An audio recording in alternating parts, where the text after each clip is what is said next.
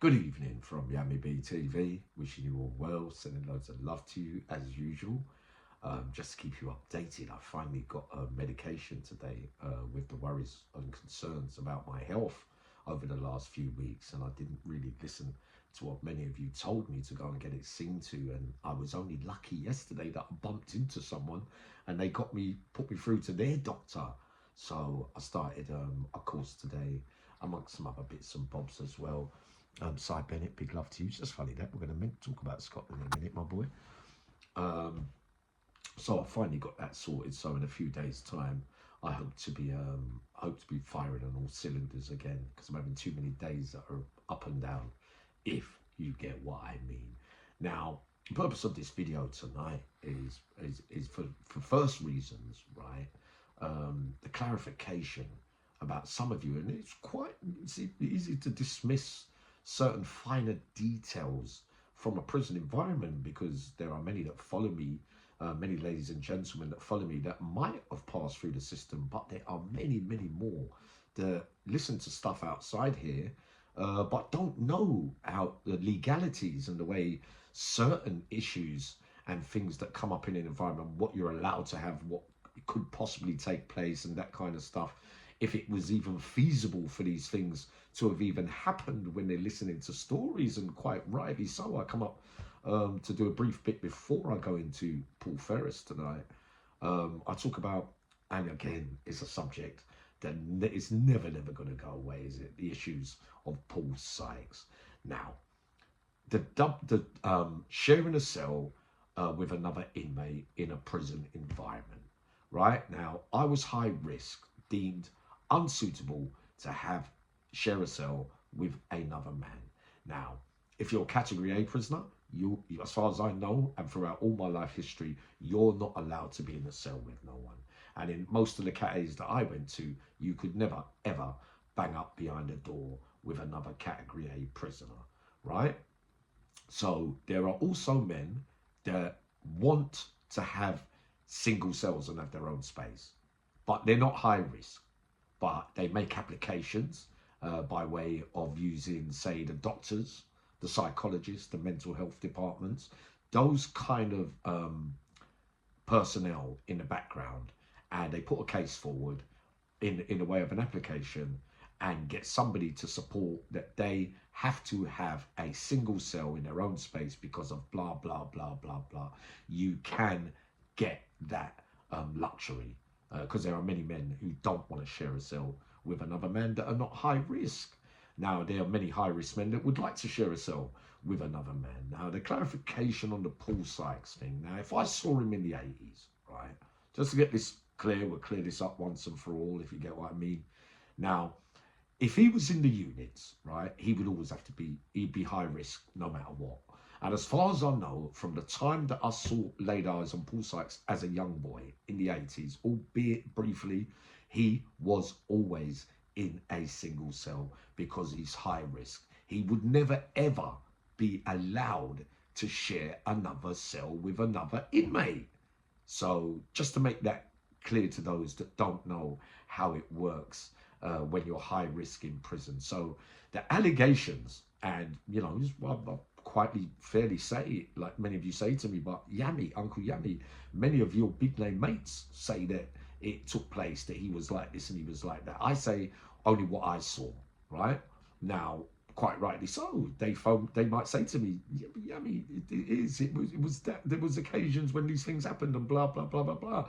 But I'm not going to come up here and say that I saw it, because I didn't see it. But then I've got other men that are around at the same stages. So this would have to be round about this time.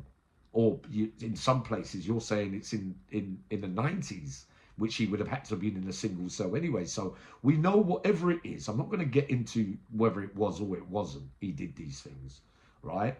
But the simple reasoning behind all this, for those that who have not been behind a prison door, sorry, now, it wouldn't have been able to take place. He wouldn't have had a cellmate, so he could not have committed those acts whilst he was high risk. So there's no way another inmate could spend the night in his cell and those kind of things. So those things can only happen during association hours, or when he's out and about on the landings, shower time, association time, walking to another man's cell, blah, blah, blah. In that case, you're saying that he's bandooling men, or going in physically and overpowering them or manipulating while the door's open, while there's people out during those association times and shower times, if that makes that clear.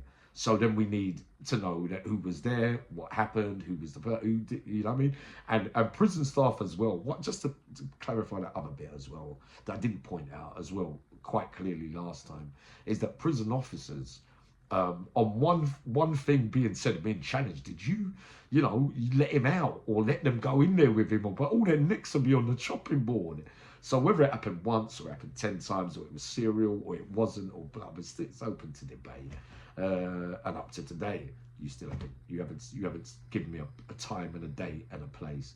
But just so those people know that that's how double bang up and single bang up works when you're high risk. Paul Sykes never ever had a cellmate from the 80s onwards. So I know that to be fact. So unless one of you are going to say I was banged up in the cell with him, you come and talk to Uncle Yami, because when you're high risk, you cannot have a cellmate. So clear that up for you lot as well. Now, the Paul Ferris, and answering those questions before I travel tonight with the wee man from Glasgow. Now I've got no permission to talk. I have 4 or 5 stories hidden away in the archives, but until I get permission, I can't come up here and give you the real, you know what I mean? Because I haven't checked if they're true or not. All right, sometimes I could go up there and think, but I don't know if it's going to get people into trouble by way of offences and blah, blah, blah, blah, blah. I'll tell you one thing though, during his younger days, I spoke to a young lady who's the daughter of a mum and dad in Glasgow, and he was a bank manager or some kind of manager of a jewellery shop or something like that, allegedly. And allegedly, Mr. Ferris's name was mentioned during that armed robbery, and it got back to the daughter or the personnel that lived locally, who had ties to somebody he knew in that gang or whatever, if you get what I mean. And he, when challenged that he was the one that went in there and blah, blah, blah, I heard that Paul made amends with, don't quote me on this, you know what I mean? Uncle Yami's only giving you a little brief little thing, but allegedly Paul Ferris went back and made amends by, trying to do the best he can by feeling guilt and shame or whatever, and gives credibility to me, even though it's the moral high ground from that life, we're bad, but we're not that bad. Yeah, that's fair to say, but that was a story, and he did that. I don't know if it's fact or fiction, right? So we'll hear what comes back on that one. But that comes from a horse's mouth, right? And I know her to be true, right? So the other question, of course, with Jason Vella now, this is what I want when you're weighing up little things and certain names are called and they're saying this name's a big name from that rubbish life that we all led, and thing. You can't tell me that Jason Vella was a big name and on par with Paul Ferris. You can't. I'll give you a couple of reasons why. Because Paul Ferris is not a crowd pleaser.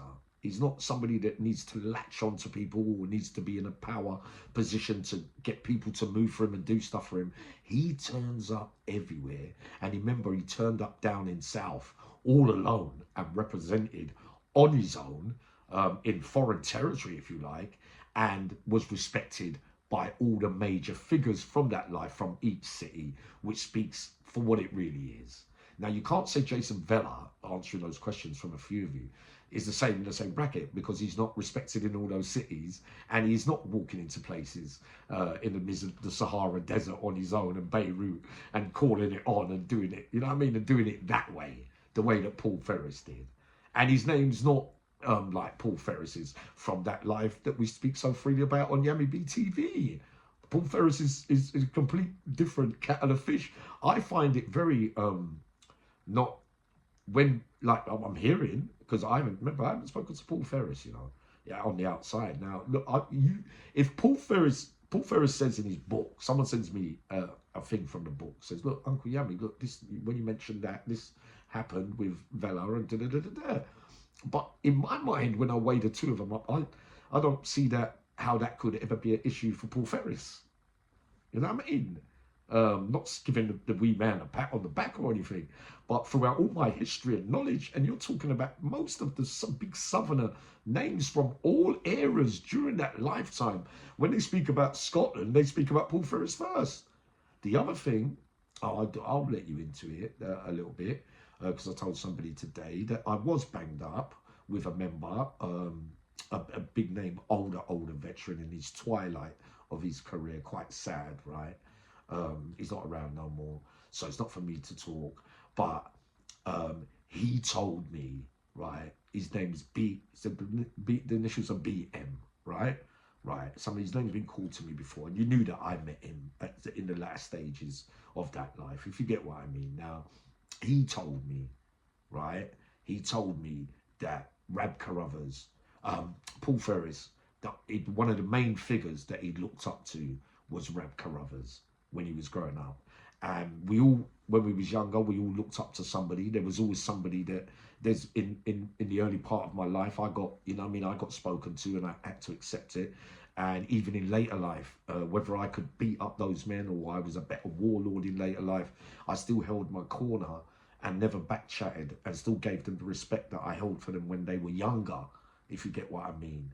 And I'm hearing through that. And when I got the stories for these kind of things, but I'm not, like I said, when I get permission, if the wee man gives me permission to talk, then I will talk. But I tell you, categorically, that Rab Carruthers was one of the main men that Paul Ferris looked up to, and even into later life as well, where Paul backed him on certain things and blah blah blah blah. So clarify that for you as well.